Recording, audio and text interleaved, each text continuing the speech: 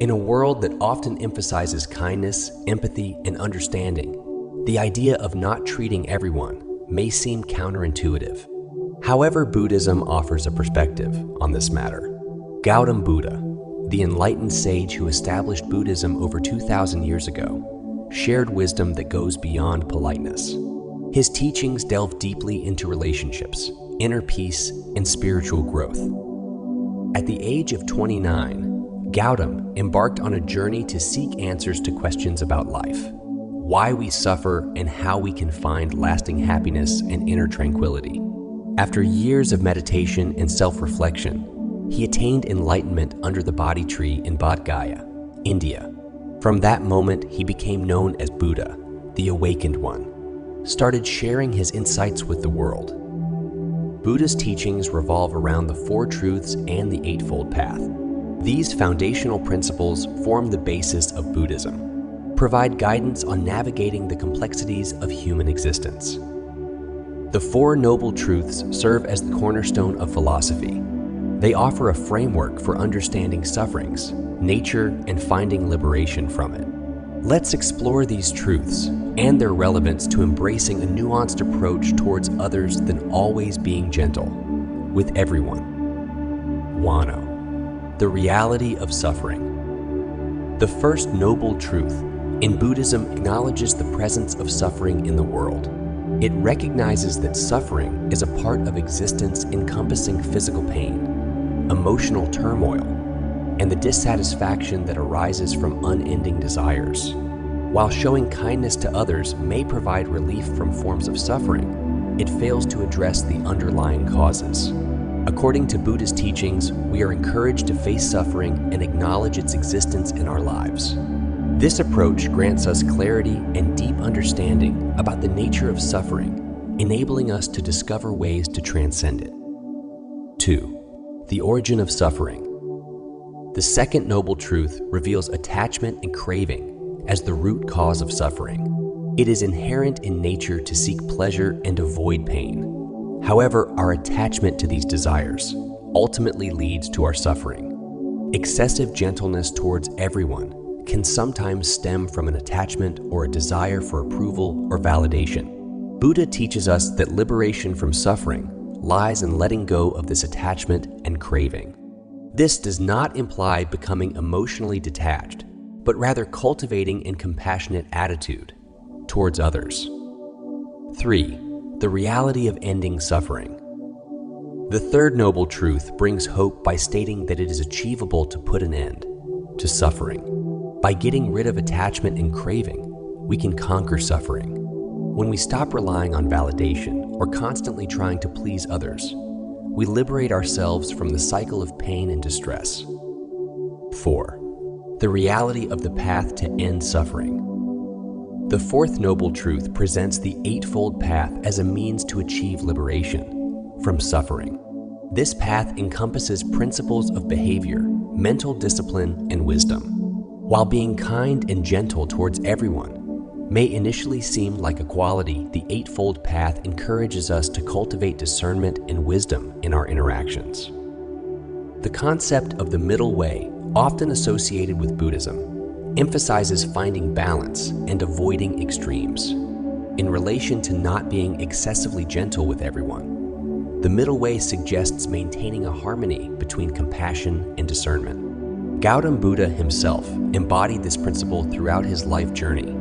Prior to his enlightenment, he had experienced a lifestyle as a prince followed by exploring asceticism. Neither extreme provided him with the answers he sought.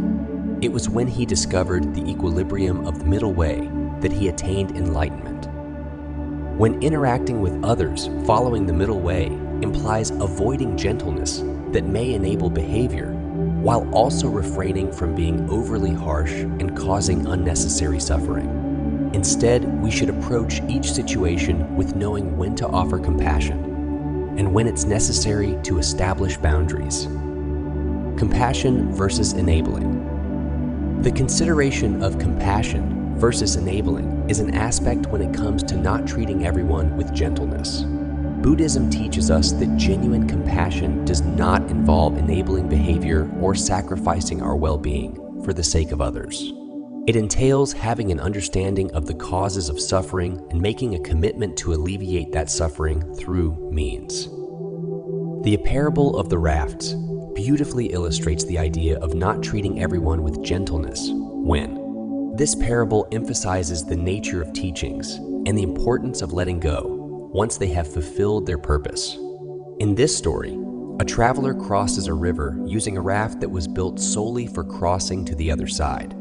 After reaching his destination, the traveler leaves behind the raft, recognizing that it had served its purpose in aiding his passage across the river. The lesson conveyed by the parable of the raft teaches us that Buddhist teachings like the raft in this story are tools intended to help us traverse through suffering and ignorance. They are not meant to be clung onto indefinitely. Similarly, our approach to not treating everyone with gentleness should be adaptable and dependent on context. There are times when being gentle and compassionate's akin to using a raft, assisting others in navigating their difficulties. Sometimes there are moments when being excessively gentle can hold us back.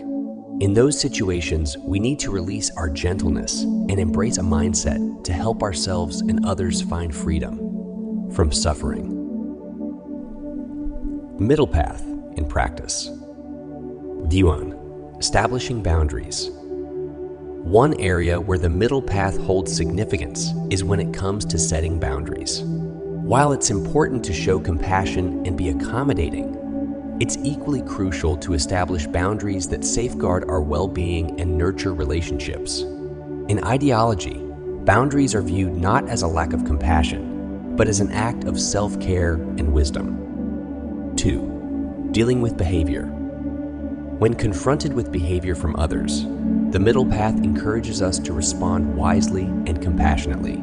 This can involve addressing the behavior offering support for transformation or seeking professional assistance when necessary. It's imperative to avoid harshness while also refraining from enabling actions. 3. Navigating conflicts. Conflicts are a part of interactions. The middle path teaches us not to shy from conflicts or suppress our emotions, but deal with them skillfully. This entails approaching conflicts mindfully, practicing listening and being willing to understand perspectives, of prioritizing gentleness or avoiding conflicts. For surface-level harmony, the middle path urges us to engage in constructive dialogues and seek resolutions that foster genuine harmony and understanding. The story of the mustard seed revolves around a mother who is grieving the loss of her child. Consumed by sorrow, she seeks solace from the Buddha. The Buddha agrees to help her on one condition. She must bring him a mustard seed from a household that has never experienced death. Determined to find relief for her pain, the mother embarks on a journey, visiting households. However, she soon realizes that every home has faced loss, and there is no mustard seed to be found.